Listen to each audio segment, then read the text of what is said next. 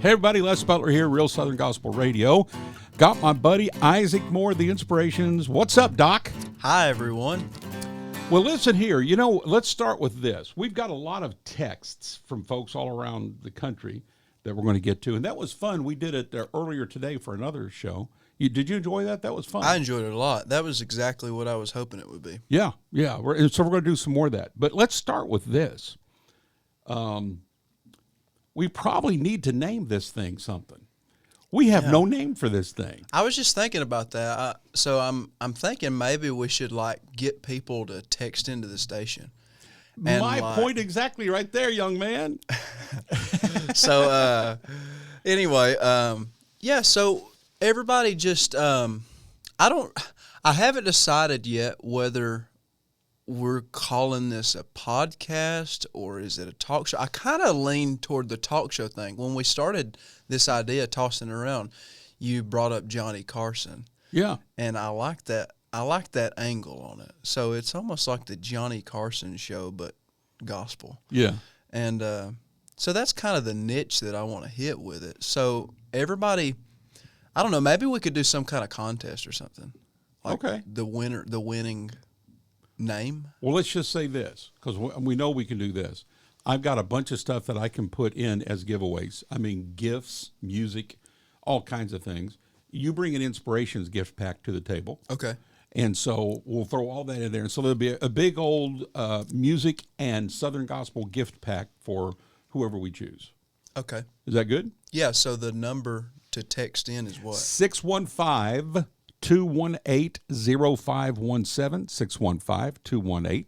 615-218-0517. Cool. And then we'll figure out what we're going to call this thing that we're already doing, but we don't have a name, but we're doing it. I love it. I love it like that. But we don't mess around. When an idea hits, we're jumping in, whether we got what we need or not. We just jump in headlong. That's the way you've always been, isn't it? It is for 64 years. I got some more years ahead of me, I think, if the Lord will help me. Well, all right. So let's then go with some of these texts that came in. Okay. So let's see here. We've got... So this is what we're going to call a rapid fire session. Here we go. All right. And by the way, I haven't pre-read any of this. So this is, I mean, you know, I might start talking, reading and saying, wait, maybe we shouldn't have. So who knows? You never know. Here we go. Les, this is Pastor Gary Sullivan from Mount Pleasant General Baptist Church near Portland, Tennessee. We love to listen to and share with folks about Real Southern Gospel Radio. Well, we love that. Thank you, Pastor Gary. We also love the Inspirations, both old and new. Isaac, thanks for stopping in and sharing the wonderful stories. I challenge more people to sponsor this wonderful gospel music. Thank you again. I'm thankful to be a part of a small part of the monthly sponsors. God bless all that you all do in Jesus. So Gary Sullivan there from near Portland, Tennessee, thank you for that text. We appreciate that. And he says he loves the old and the new. I love that. Well, and I'll say this too. I appreciate the people, and I say this respectfully, I appreciate the people who put their money where their mouth is. Yeah. He not only loves it, but he supports it. Yeah. Not only listening to it, but to support this station is to support this music. Mm-hmm. It's really as simple as that. And if it didn't, it'd go away. Absolutely. It's vital. It's not possible to have such a thing as Southern Gospel Radio if there's not people out there who want to literally with their billfold pour into it. Yeah.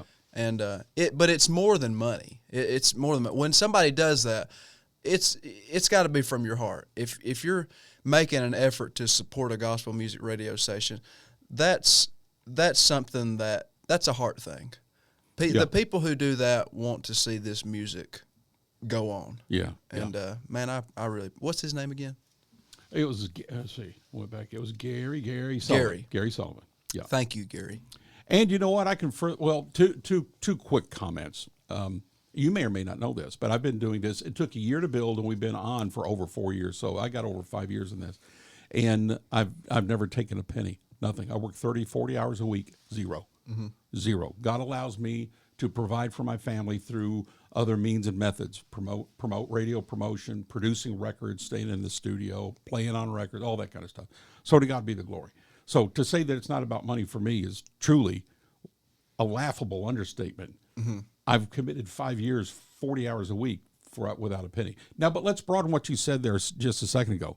That is to say, what would happen if the fans stopped buying tickets and going seeing the Inspirations and didn't buy CDs, thumb drives, didn't download and all that? You know what would happen? The Inspirations would go away. Absolutely. Well, that's the thing about this. Might be kind of a sidebar, but the whole point of this hour is just to sit back in a chair and talk. So there's no telling where we're going to go with this, but this just came to my mind. People ask us all the time, on our Facebook and such. They'll say, is X concert going to be live streamed, or this one? And we love doing live streams when they're appropriate, but Les, if we live streamed every concert that we had, nobody'd come and see it. Nobody would come. Yeah. And we wouldn't, yeah, there would be no such thing as the Inspirations or Southern gospel music, because people, unfortunately, a lot of people post-COVID, it just changed our world completely. I don't know I don't know if it'll ever really get back to where the way that people used to operate is just not the same. No. As it is now. No. And so now, if we live stream everything, it's going to cut our crowds in half or more, because everybody's just going to sit at home. And people don't understand that. Yeah. But if you, in a platform like this where we're talking about whatever and it comes up, it's good that you said that, because it's the truth. Yeah. Well, it on one hand, on the other hand, I guess it makes it sad to me for the people who are not able to come. Yeah, that's right. Because I get that. If we were still in a place where the people that could go to the concerts and make the effort, if all of them would go, that extra step to go and tangibly support the concerts in person, we could still do the live streams at the same time. And then those who are disabled or elderly or sick or whatever could also get their fill of it. Yeah. But I wish there was a way to make it easier for everyone, but it's it's hard. Yeah. Well, here's the next text. Love the Inspirations. Saw them at Rocky Face Baptist Church, my home church, February. What a singing. This is Cindy Jordan from Rocky Face Baptist. That's there close to your neck of the woods, right? Right. Not far at all. Oh, this is a funny story. Okay. Now, this is from Jed Kirk, the guy that asked you how you take your coffee, and we already answered that. Motor oil. Well, you and I have both now switched. What time is it? What is it? 12 o'clock? Yeah. Now, maybe not when they're hearing this, but it's high noon right now. Yeah. Well, Les and I have both. I just noticed we've both switched. I guess it's that part of the day where we went from coffee to Dr. Pepper Zero. Here we go. So. Listen here. I'm going to here. I'll see if I can harmonize my sip. Yeah, I think that's tenor. That was a higher pitched. Yeah, I think that was an A. Sucking sound. Whatever that is. I'm a baritone. I was under you. Okay, here we go. But this is from the same guy. Funny story. The time a bug flew into Isaac's eye while singing at Beulah Camp Meeting in Excel, Alabama, near Monroeville. What happened there, bud? Beulah Camp in Alabama. Now, this is a part of the country. What did he say the name of that town was again? Excel, Alabama, near Monroeville. Excel, Alabama. Okay, let me tell you guys something about Excel, Alabama. Okay? If you ever want to see what a gnat looks like, go to Excel, Alabama, or Columbus, Georgia. That's another good place for a gnat. Okay. But we were singing down there at this camp, like a youth camp, Christian youth camp type deal, Beulah Camp, and it was so hot, Les. It was so hot. When I'm sweating thinking about it. So we're singing and we're fighting the sweat the whole night, and you know how the Inspirations do. Doesn't matter where we're at or what the temperature is, we're going to have a full suit on, which, like it or not, that's just what we're going to do. Yeah. I mean, and Mark it made will it come back, jump out of a coffin, Right. and let you boys down. Yeah, we don't want Martin Cook's ghost. Anyway, I digress. But so we're singing, we're fighting the sweat and fighting the suits and everything, and the gnats are swarming us as we're singing. And I had one, a big one too. I had one fly in my eye, and man, it was pain. I'm talking really painful.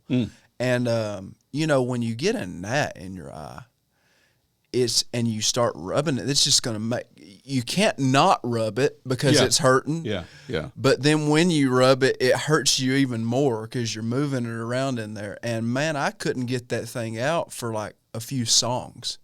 So I was singing in torture, and everybody was seeing it. And eventually we just had to stop. And we just had to stop singing. And I had to get Wyatt to come over there and get a gnat out of my eye in the middle of the set. Okay. That was a torturous program. So it was just stuck up in there. It was, it probably broke into a million pieces. It was, oh Lord, how could I ever did he forget fish that thing out of your eye? How did he do it? Did y'all like have some eye spray or I don't know. He just poke his finger in there and start swashing around. Oh, that's just disgusting. Anyway, you got it. It's disgusting. Okay. So, now, if this would have been back in the day, you probably know this, but if this would have been back in the day and it was the old Inspirations and Martin would have seen that, let's say it flew into Archie's eye, you do know what Martin would have done. Archie would have called the next 10 songs would have been all Archie's leads.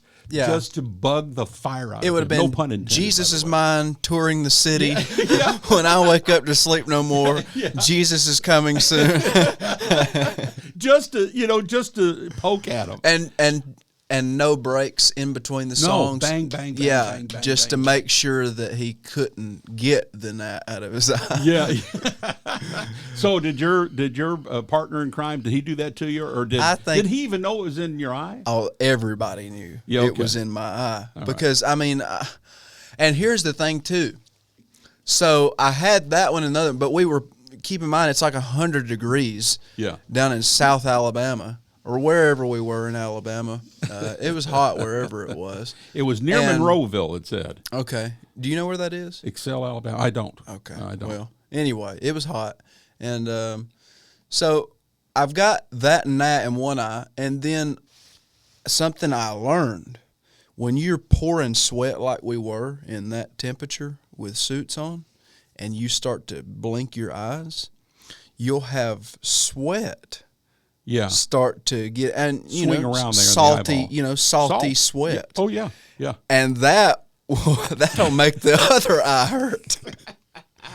So I sang like 3 songs with my eyes closed, man. It was just torturous. The crowd was probably like, boy, Isaac's being blessed. God, pray God. Hallelujah. It could have started a revival. Hey, I've got another story about that. Okay, well, go ahead. We're just talking here. I might as well go ahead and tell it. Do it. Speaking of somebody thinking that you're being blessed, we were singing in Cedartown, Georgia, about 4 years ago. And I'm from around the Cedartown, Georgia area, northwest Georgia. And we're singing at this little church, and I'm familiar with most of the people that are there because I've grown up around a lot of them. And just a lot of, friends and family turn out, and, they know that I'm going to be there. And I hadn't been singing with the Inspirations long. They wanted to come and see me and support our group, and so we sing, and it just a wonderful time. And they're feeding us after, so us and a lot of people that were there are having a great big dinner, and Wyatt comes up to the table with this little bag that's filled with peppers. Like homegrown garden peppers. Mm-hmm. And I don't do hot stuff. That's something everybody needs to know about me, is I can't handle hot stuff. Jalapeno is about as far as I can go. Okay. And even some of those stretch me. And but Wyatt's like, hey, man, I know you don't like hot stuff, but this is a homegrown pepper. It's called a Carolina sweet pepper. A Carolina sweet pepper. And he said it's not hot. It's just it's a sweet pepper. I know you like banana peppers. It's a lot like a banana pepper. You'll like the flavor of this. And I had a feeling in my heart, in my soul, that he was lying to me. You were being set up, man. I had the feeling was totally there, but then a part of my pride as a young man started to well up inside of me. Oh, yeah. And I thought to myself, I know he's trying to trick me, but I'm going to take this pepper and I'm going to stem this thing. And I'm going to show him that, what kind of man I am, Mm-hmm. what I'm made of. Mm-hmm. And essentially just, put the blow back on him, say, here you go, big boy. You Mm-hmm. thought you were going to get me. Mm-hmm. So I took one of those peppers out of the bag, and I absolutely bit to the stem. Got all the seeds, got the whole thing. Chewed it up. Within 20 seconds, I felt as though my life was over.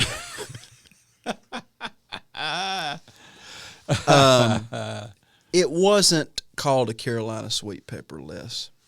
Oh, was it a ghost pepper? It was called the Ring of Fire. Oh, no. Some old boy had crossbreeded these peppers. Yeah. And come up with some kind of his own, I don't know what they call it, cross-pollination or whatever, and created some kind of rogue pepper. Rogue. In his Rogue, the man said. It's a rogue pepper. In his backyard, and grown them, and it was handing them out. Okay. And so that's what I ate. Mm-hmm. And so I'm going into some kind of episode like few people have ever seen or imagined. And anyway, I'm so keep in mind. So this is where I had to go back to the kind of the root of the story. So I'm kind of in my home stomping ground, people that I know and I've grown up with, and so there's this sweet little lady who walks up to me, and she's I've known her since I was little, and she just starts pouring her heart out to me. Just a sweet little old lady. Okay. And telling me, how she held me when I was just a boy, and she's so proud to see me here now singing with the Inspirations, and she could always tell when I was a little boy that, that the Lord was going to do something in my life someday. He did that day, a ring of fire pepper. Well, this was about 5 minutes after I had swallowed that pepper. Yeah. And keep in mind, within 20 seconds of me swallowing the thing, I'm searching for ice, for water, for anything, and I'm just guzzling it down, chewing on ice, snot going everywhere. Just, it was a nightmare. A nightmare. And she stops me. She doesn't know what's just taking place. Yeah. So I'm trying to find something to drink and stuff, and she stops me, and she's telling me this story for 10 minutes. Yeah. And you're dying. And I am dying. Yeah. And I'd love to see I eventually got to the point, I'm serious, I had so much snot pouring out of my nose. I was soaking the ground in snot. And I mean, Les, she's like, glory to God. I'm serious. Like, I've got snot all over my suit and the ground and my eyes. I'm just weeping. I feel like my ears have steam coming out of them. Yeah. I'm drooling. And I'm sitting here thinking to myself, lady, I love you, but please stop talking to me. Because I'm dying. I feel like I'm dying. Like I need to go to the ER. Yeah. It's so hot. And she thinks that I'm being blessed. Yeah. She thinks that her story is striking a special chord with my heart, and I am dying. Yeah. Yeah. And all of the guys in my group, meanwhile, are over there watching all this take so place. Good. And it's probably the joy of their life. Yeah, for sure. So did you have to go up and sing with all of that still hanging on you? Thank goodness we had already finished singing. Okay. We didn't have to do any more. I don't think I would have been able to. Yeah. It's the hottest thing I've ever had in my life, to say the very least. Yeah. Times a million. Yeah. Wyatt Austin. Okay. I don't like that guy. Yeah. I don't like that. That's a good one. I tell you what. We're going to take a quick break. We'll be back. We got more stories. I don't know if it's going to involve snot or I don't know what's going to happen, but you can tell that we're just going to talk, and whatever comes out, Lord have mercy, help us. It's going to come on out. So stay tuned. Isaac Moore, The Inspirations, your old buddy Les here on Real Southern Gospel Radio. Hey, everybody. Okay. Les Butler back here, Real Southern Gospel Radio. Isaac Moore, The Inspirations. And we've got some texts from folks, and we've been talking and telling stories about mosquitoes and flies and bees flying into snot into Isaac and ring of fire peppers. Yeah. And so let's see what else we can conjure up here. Here's the next one. Again, I haven't read any of this. Okay, this says, "We love you, Isaac. Saw him in Florida last week," but that's all that it says there. Well, hello. Going. So, hey, Florida. Yeah, here's another one. Hey, guys. Abby, the metal lover from Ohio. Do you know who that is? Abby, the metal lover, METAL, metal lover. I have loved The Inspiration since I first saw them at Happy Gospel Church last year in Florida, to the Church of God in Ashtabula, Ohio. Thank you for all you do in sharing the gospel. See you in the singing in the Smokies. She said she's come to see us in Florida, and but she's from Ohio. Okay.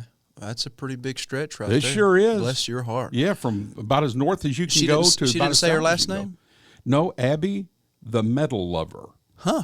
Now, is that her last name? Well, she may have lover? been voice texting, and it might have been Metlover or something like that, and it comes out metal lover, but it says metal lover. Okay. I don't think Abby, if you had if your last name was on there, I'd probably know who you are. I know a lot of Abbies, but whichever Abby you are, I know that you love metal.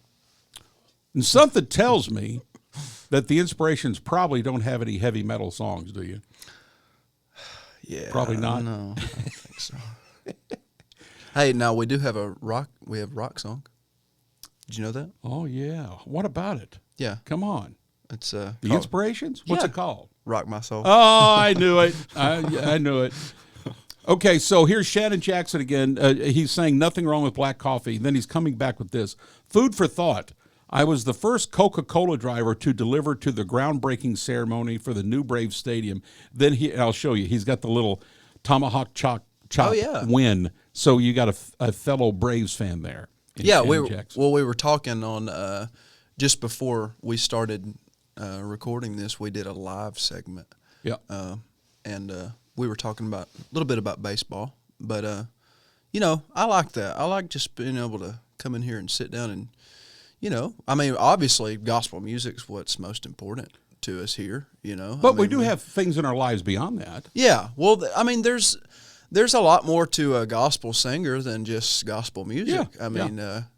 At the end of the day, we're like everybody else. I mean, when I get home from the road, a lot of people sometimes forget we're doing what everybody else is doing when we're home. We roll into, when we roll in on the bus on Sunday morning, I get in my car and try to hightail it back to Adairsville, Georgia to go to church just like everybody else, and wake up on Monday morning and hit the golf course, so. Not like everybody else. Well, that's true. Yeah. You know what Martin Cook would say about a golf course? No. I can imagine. It's yeah.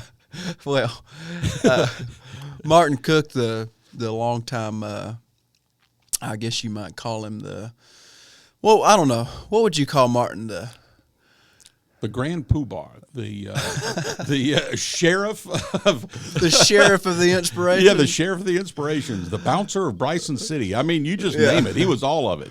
Well, he was kind of the voice of the inspirations, and the one who did the talking, and certainly the manager. I mean, he Oh, managed yeah, those boys, yeah, for booked sure. him. I mean, he was buddy. He got the job done. Martin Cook did. Yeah. So, but anyway, Luke, our piano player and baritone singer, tells me that when he was still traveling with Martin, every time they would pass a golf course in a serious voice, Martin would say, "That's a waste of a good cornfield." Yeah.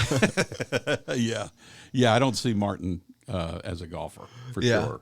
Well, and Luke's not either. I can see that. Every blue moon on the road, it'll line up to where we're like, hey, guys, we got some time and we're close to this, whatever golf course this week. We might do that once or twice a year.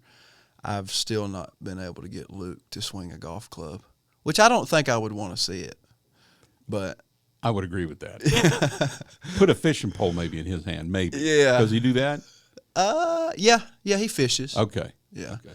But, yeah, I don't think I'm ever going to see Luke swing a golf club. Yeah.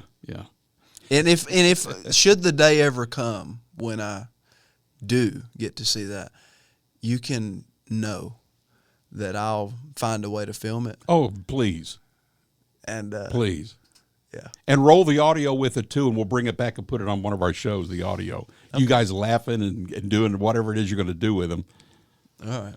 So you're home, and you come home, you say, you hightail it to church Sunday morning, you do all the Sunday stuff with the family and all that. That's wonderful. You said go to the golf course on Monday, but do you do the normal stuff? Like, do you mow your own yard? Well, I actually my wife and I just bought our first home. Mm-hmm. We haven't been married long, so we just bought our first home, and I've not got a lawnmower yet. Okay. So I have not mowed my grass yet, but I'm about to start. Okay. So I've got a guy who lives right down the road, and he's been I don't know, he's kind of like an uncle to me, and he's been mowing my yard for me. Okay. What a blessing. Yeah, that's nice. But another thing is, even if I had already bought one and started, I don't know if I could yet, because I'm going to tell you, man, my allergies are so terrible. Oh, yeah. Use a mask if you do. Yeah. In singing tenor, everything matters when you're singing the part that I'm having to sing, and as hard as we do it. We're just singing one song after another every night that we're on the road. So, man, I don't know. If I started mowing my yard right now, Lord, I might not be able to. Yeah. I don't know what would happen to my. Just That's sitting here right serious. now, my allergies are a problem. So if I was mowing my grass, who knows what you may want to keep your almost like kind of uncle guy, keep him going on that. Yeah. And you keep yourself healthy. My uncle guy? Yeah. You need to keep your uncle guy going on that. Okay. All right. We're going to take another quick break, and we're going to come back. We've got more text, more questions, more stuff going on. But you're hanging out here at Real Southern Gospel Radio. I'm Les Butler. That's Isaac Moore of the Inspirations. We'll be back in a moment. Don't move. Hey, friends and neighbors, Les Butler back here with Isaac Moore, and we're here at Real Southern Gospel Radio just talking. It's a talk show. We're just talking. We've had a good time. Now, you brought somebody with you this go-around. Now, who's that over there to your right? Yeah, well, I just called him on a whim last night, and I was like, hey, you want to go to Murfreesboro with me tomorrow? And so, I've got my little brother Elisha here with me. Elisha, grab that microphone, buddy. Now get up in it. All right. Get up in that thing. Welcome, buddy. This is the first time that you've been here. What do you think of our little place? I love it. It's real homey. Isaac said it earlier, and it's been a blast being here and watching and listening. Did you get to see some of our museum pieces and look at some of that? I did. Yeah. I've really enjoyed. I'm a big history freak of Southern Gospel, big record collector. Yeah. I might have to take some of these records home. No, God's not in that. Hey, that that reminds me. I've got some stuff I brought to show you. Don't think I've forgotten it. And I want to do it. I want to show you a couple of these things live while we're sitting here talking. Where are they?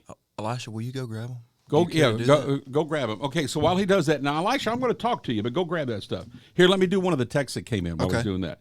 Buddy, this is sure enough live. We're running around the place and getting stuff. Okay, here we go.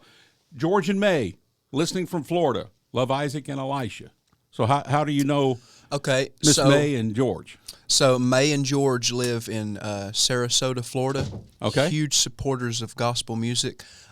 May was married to Mr. Buck Rambo. Mm-hmm. Yep. She gave me one of Buck's ties, man. Really? Oh, I appreciated that. Thank you for that. She gave me some of his paintings. Did you cool. know he was a? Did you know Buck Rambo was a painter? I did. Yes. But now that's cool to own one of those. I've got 2 or 3 of them. Nice. But hey, if May's listening, I don't know. Maybe she'll impart one to you. Yeah, May, I'll give you my address. Just give me a text. Yeah. We're not mooching or anything. But anyway, I love you, May, and I love you, George. And I'll tell you one thing about May that I can really appreciate. What? She likes to cook for us. Oh, glory. What's she cook good? Everything. What All doesn't right. she cook good? She just last week she brought us. I think she had cooked it herself. It was some corned beef, which I'd never had corned beef in my life until a week ago. Oh. Yeah, I didn't know what to make of it at first. It started to grow on me, but she made some corned beef and some homemade ham, like a honey ham or something like that. Yeah. And yeah, I'm for that. I can hung out with y'all on that day. But anyway, spaghetti, anything you can think of. Okay. Anyway, good friends. Text Love me. them. I'll give you my address and everything. But anyway, okay. So Elisha, get back up in there now. So what was it like? What was it like for the Moore brothers at home growing up? Well, we grew up in church. That was the biggest thing. Loving that. Jeff says it all the time. We had a drug problem. Yeah. We were drugged Sunday morning, Sunday night, Wednesday night, revivals. Yeah.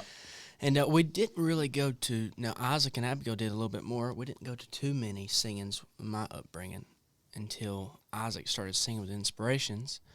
But it was church and revivals. Daddy's a pastor of a church. And just growing up around listening to Southern gospel music on Sunday mornings. And that's really it. Now, was did they happen to do, well, for you all, see, like growing up for me, I grew up during the Gospel Singing Jubilee years. I mean, live, not the replays of them, live. But for you all, probably you watched a lot of the Gaither Homecoming stuff on TV, right? Yes. Yeah, that's what I figured. So who did you like from the Gaither Homecoming stuff?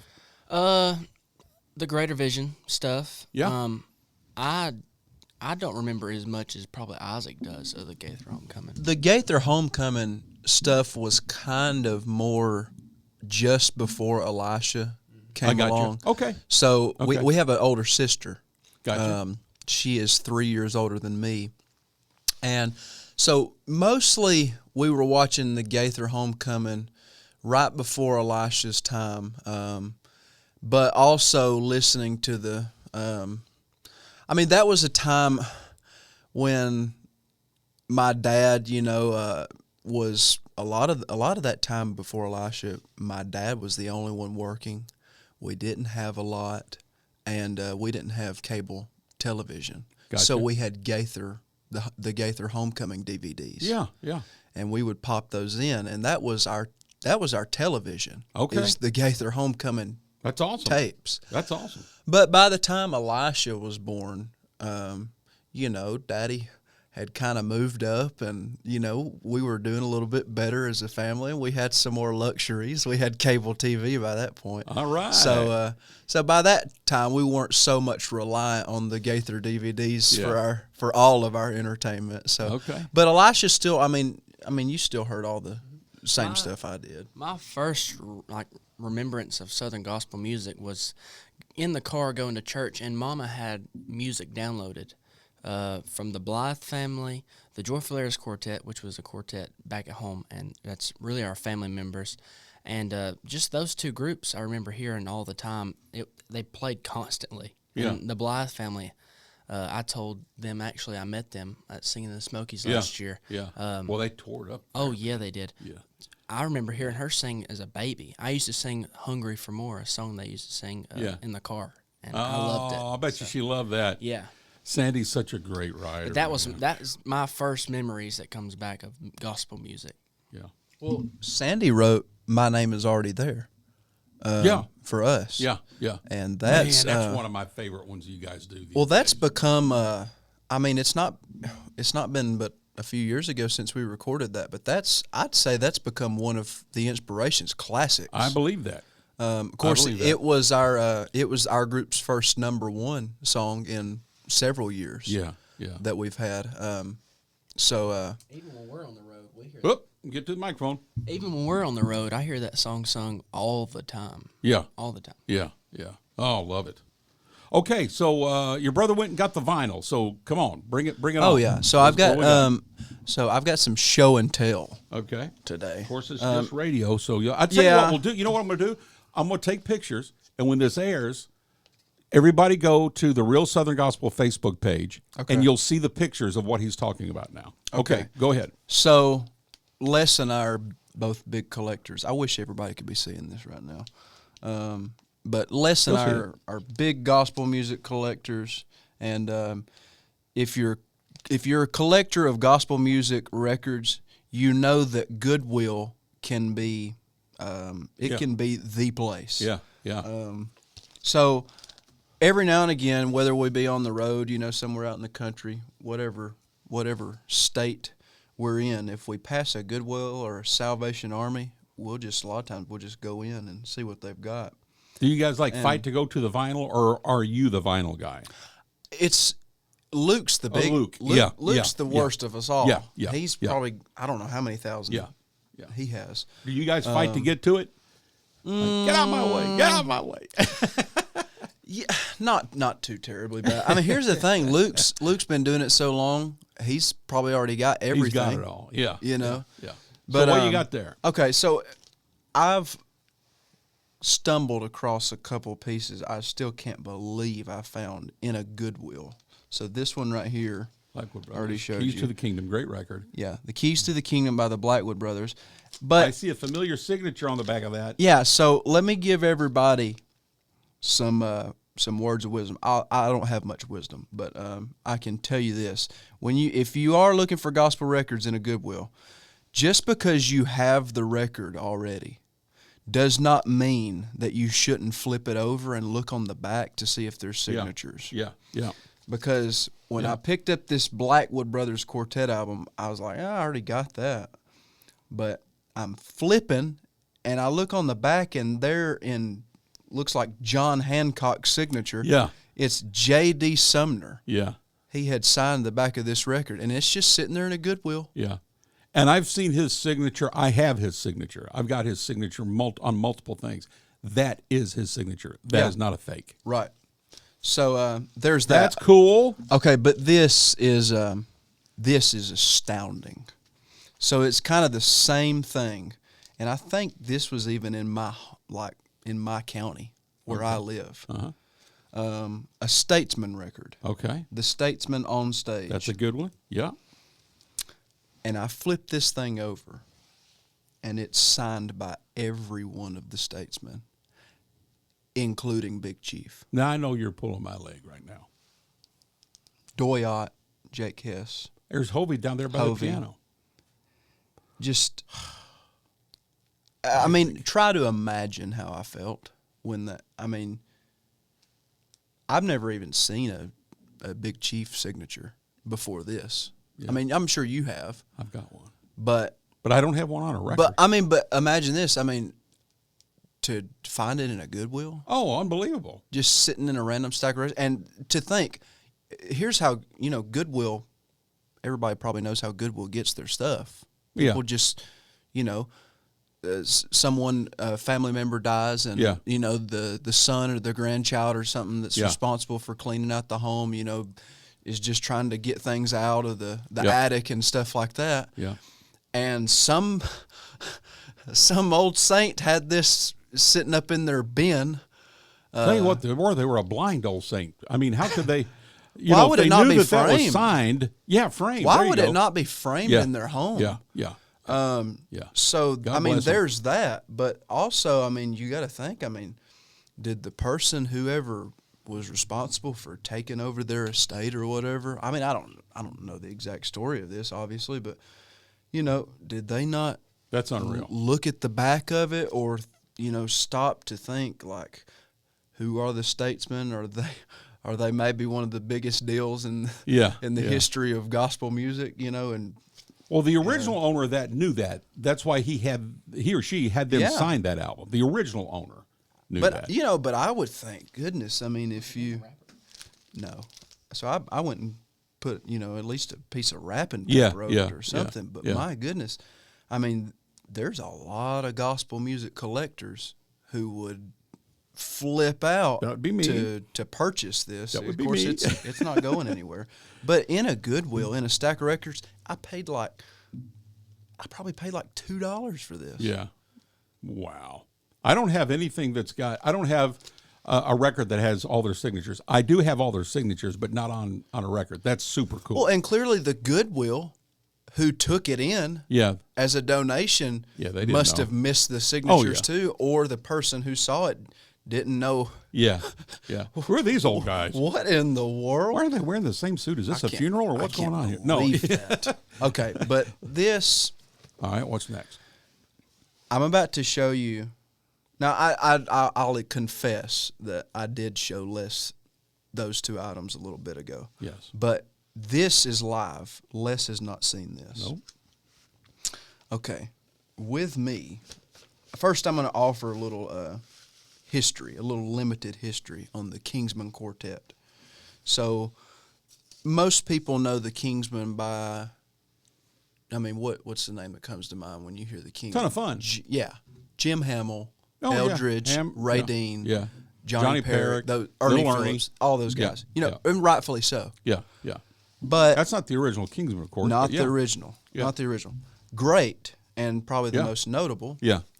But anyway, the Kingsmen. Oh, I saw the label. The Kingsmen started back in about 50. This is 70th year. They're saying this year. If you really want to go back, you could say mid-50s. Okay, but they started with a group of brothers called the McKinney Brothers from Asheville, North Carolina, and there were several of them. I think like 9 or 11 brothers, and so they would sing together and piece together quartets and just whichever brothers were around. Yeah. Of course, this was the time of the war and stuff, so a lot of them got drafted to go off and fight in the war and stuff like that. So whoever was home would be singing. And there's a lot of different ideas of who the first Kingsmen lineup is. Well, I can tell you that in my hand is the one and the only, as far as anyone knows, including the only one that's still living.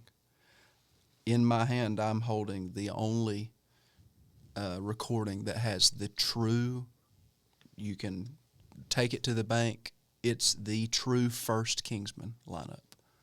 And it's as far as we know, a one of one. And here's how you know it is.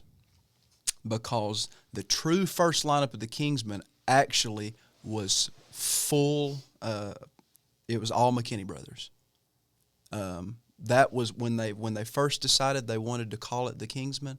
At the time they decided on that name and did their first singing as the Kingsmen, it was all McKinney Brothers. Well, this right here is those boys, but on the record, McKinney Brothers Quartet.